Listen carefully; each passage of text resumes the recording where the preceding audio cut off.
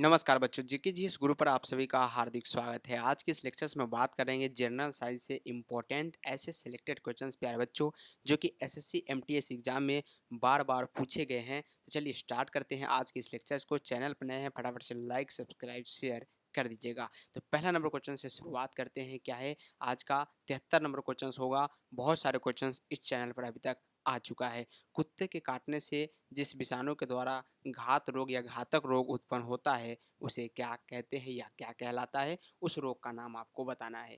प्यारे बच्चों याद रखिएगा, कुत्ते के काटने से जिस विषाणु के द्वारा जो घातक रोग उत्पन्न होता है उसको हम लोग हाइड्रोफोबिया बोलते हैं। क्या बोलते हैं? हाइड्रोफोबिया याद रखिएगा। ऑप्शंस नंबर यहाँ पर डी जो होगा इस प्रश्न का राइट आंसर होगा। ये जो प्रश्न है बार-बार पूछे जाते हैं आपसे ऑलरेडी यहाँ पे एसएससी एमटीएस में ऑलरेडी पूछे गए सवाल है। तो उम्मीद है कि ये क्वेश्चंस आपको पूरी तरीके से आ रहा होगा और 2024 में ये लाजवाब रूप से आपसे पूछा जाएगा। चलिए स्टार्ट करते हैं, अगला नंबर क्वेश्चंस को सॉल्यूशन करने का प्रयास करते हैं। तो 74 नंबर सवाल है कि सार्स एसएआरएस का क्या है? सार्स क्या है? एक प्रकार का संचार प्रणाली है या विषाणु जनित रोग है, कवक जनित रोग है या इनमें से कोई नहीं है? तो जैसे ही शो आंसर पर आप जाएंगे आपके पास आंसर खुल के आ जाएगा। ये टेलीग्राम चैनल पर आपको प्रोवाइड कर दिए जाएंगे, फटाफट से टेलीग्राम चैनल को ज्वाइन कर लीजिएगा। सार्स क्या है बताइएगा। 74 नंबर क्वेश्चन का आंसर क्या होगा? तो सार्स याद रखिएगा एक प्रकार के विषाणु जनित रोग है, यानी ऑप्शंस नंबर यहाँ पे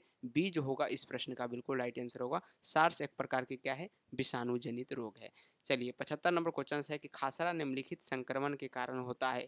खासरा जो है ये निम्नलिखित संक्रमण के कारण होता है बताइएगा। ऑलरेडी सभी क्वेश्चन आपके एसएससी एमटी से में पूछे गए सवाल है। खासरा निम्नलिखित संक्रमण के कारण होता है। काफ़ी इंपॉर्टेंट क्वेश्चन है ये, बार बार पूछे गए आपके एसएससी एमटीएस सीजीएल और जीडी में।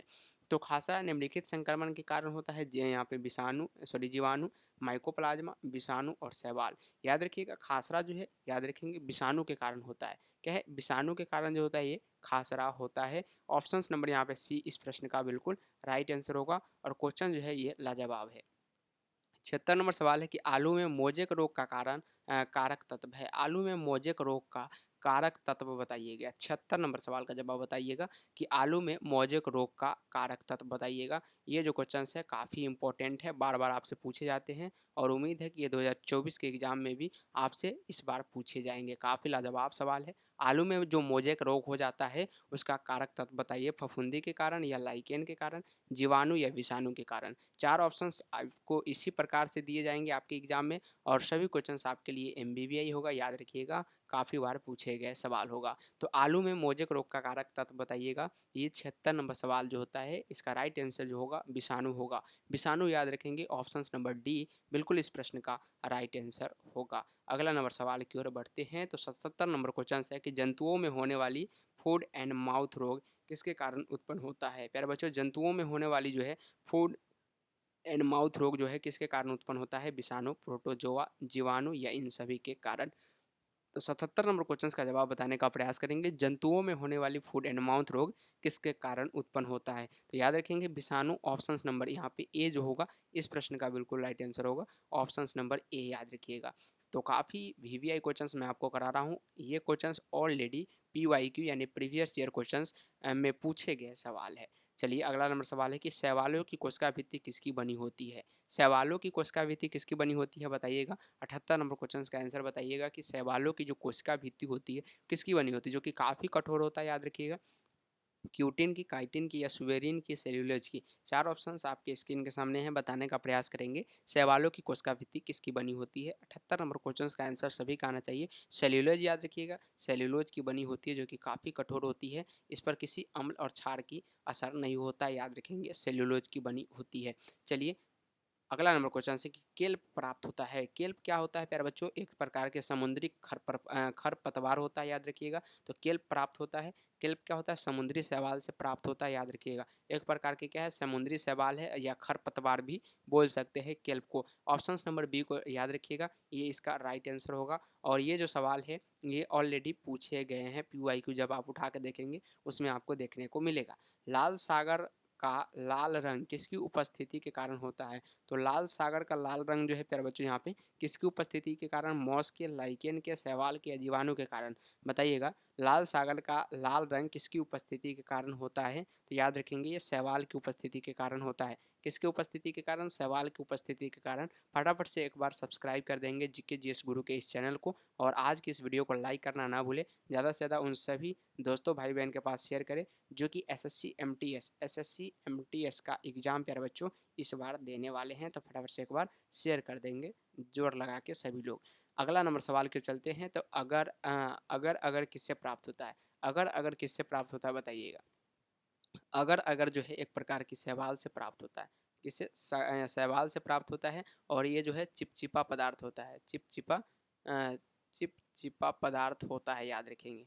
कैसा पदार्थ होता है? चिपचिपा पदार्थ होता है, याद रखिएगा। कौन? अगर कैसा होता है? चिपचिपा पदार्थ होता है जो शैवाल से प्राप्त होता है। वनस्पति विज्ञान की वह शाखा जिसके अंतर्गत कवकों का अध्ययन किया जाता है कहलाता है। वनस्पति विज्ञान की वह शाखा जिसके अंतर्गत जो है कवकों का अध्ययन किया जाता है प्यारे बच्चों, उसको हम लोग क्या कहते हैं? माइकोलॉजी कहते हैं। उसको क्या कहा जाता है? माइकोलॉजी कहा जाता है, याद रखिएगा। ये इसका राइट आंसर होगा। वनस्पति विज्ञान की वह शाखा जिसके अंतर्गत कवकों का अध्ययन किया जाता है, तो ये माइकोलॉजी कहलाता है। ऑप्शन नंबर बी बिल्कुल राइट आंसर होगा। कवकों की कोशिका भित्ति किसकी बनी होती है? ये भी इंपॉर्टेंट क्वेश्चन है। कवकों की कोशिका भित्ति जो होती है, याद रखिएगा। 83 नंबर सवाल का जवाब क्या होगा? काइटिन और हेमी सेल्यूलोज की क्या?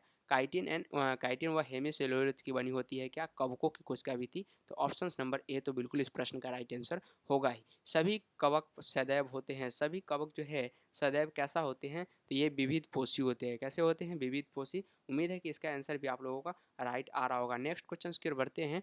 तो वृक्षों की छाल पर उगने वाला कवक कहलाता है। वृक्षों की छाल पर उगने वाला कवक कहलाता है। सभी का राइट आंसर जो है कमेंट बॉक्स में आना चाहिए। फटाफट से देने का प्रयास करेंगे कमेंट बॉक्स में आप लोग अपना अपना आंसर। तो वृक्षों की छाल पर उगने वाला कवक जो होता है प्यारे बच्चों, उसको हम लोग क्या कहते हैं? उसको कहते हैं कॉर्टिकोलम। क्या कहते हैं उसको? उसको क्या कहते हैं? कॉर्टिकोलस बोलते हैं। सॉरी, क्या बोलते हैं? कॉर्टिकोलस। ऑप्शन नंबर बी बिल्कुल इस प्रश्न का राइट आंसर होगा।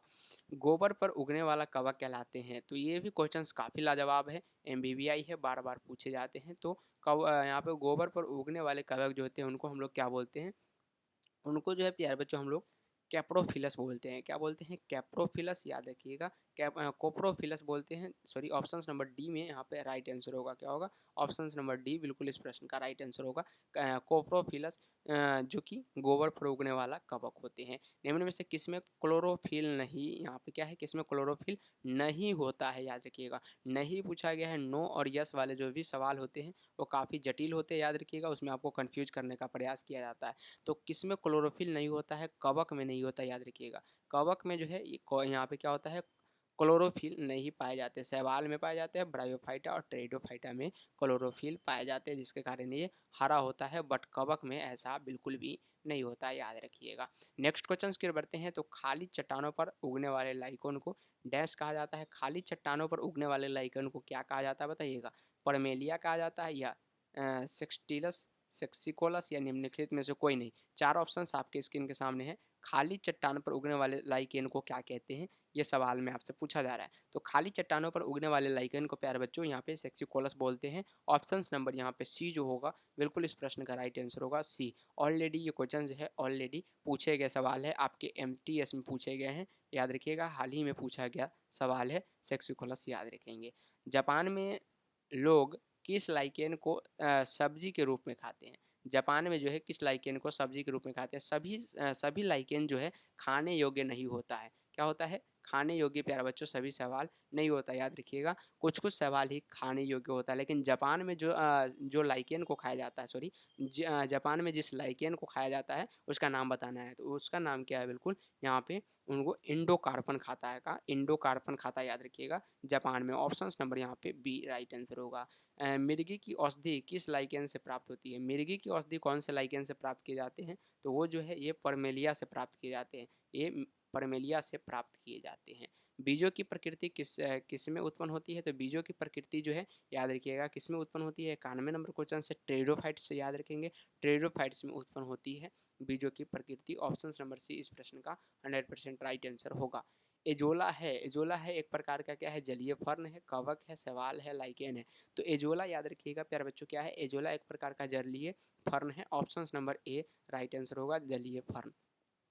निम्नलिखित में से किसे जैव उर्वरक के रूप में प्रयोग किया जाता है? किसे जैव उर्वरक के रूप में प्रयुक्त किए जाते हैं? 93 नंबर क्वेश्चन का सवाल यहाँ पे जवाब आपको बताना है। निम्नलिखित में से किसे जैव उर्वरक के रूप में प्रयोग किया जाता है? एजोला याद रखिएगा, एजोला एक प्रकार का जैव उर्वरक के रूप में प्राप्त किए जाते हैं, याद रखेंगे। ऑप्शन नंबर बी जो होगा इस प्रश्न का राइट आंसर होगा। सबसे अधिक क्रोमोजोम किस में पाए जाते हैं? सबसे अधिक क्रोमोजोम जो है प्यारे बच्चों ये किस में पाए जाते हैं? तो ये जो पाए जाते हैं ट्रेडोफाइट्स में पाए जाते हैं। किसमें पाए जाते हैं? ट्रेडोफाइट्स में सबसे अधिक क्रोमोजोम पाए जाते हैं। अगला नंबर का सवाल है कि किस वर्ग के पौधे में बीज बनते हैं परंतु बीज नग्न रूप में पौधे पर लगे रहते हैं? किस वर्ग के पौधे में बीज बनते हैं परंतु बीज जो है नग्न रूप में पौधे पर लगे रहते हैं? ये 95 नंबर क्वेश्चन में पूछा जा रहा है। तो इसका जो राइट आंसर होगा ये जिम्नोस्पर्म्स होगा, जो कि ऑप्शन नंबर ए में दिए गए। जिम्नोस्पर्म्स बिल्कुल इस प्रश्न का राइट आंसर होगा। लास्ट क्वेश्चन है, सेल्वीकल्चर्स वनस्पति विज्ञान की वह शाखा है जिसमें वर्णन होता है। किसका वर्णन होता है? तो याद रखिएगा बिल्कुल शैवाल के संवर्धन का। ऑप्शन नंबर डी बिल्कुल इस प्रश्न का राइट आंसर होगा। तो प्यारे बच्चों ये टोटल के टोटल क्वेश्चंस थे जो कि टॉप एमबीवीआई थे, टॉप एमबीवीआई सवाल था। और 100% उम्मीद है कि ये क्वेश्चन जो है आपके एसएससी एमटीएस वाले एग्जाम में पूछे जाएंगे। तो मिलते हैं फिर से अगले क्लास में, तब तक के लिए आज के लिए इतना ही। Bye bye and take care. Like subscribe share करना बिल्कुल भी ना भूलें।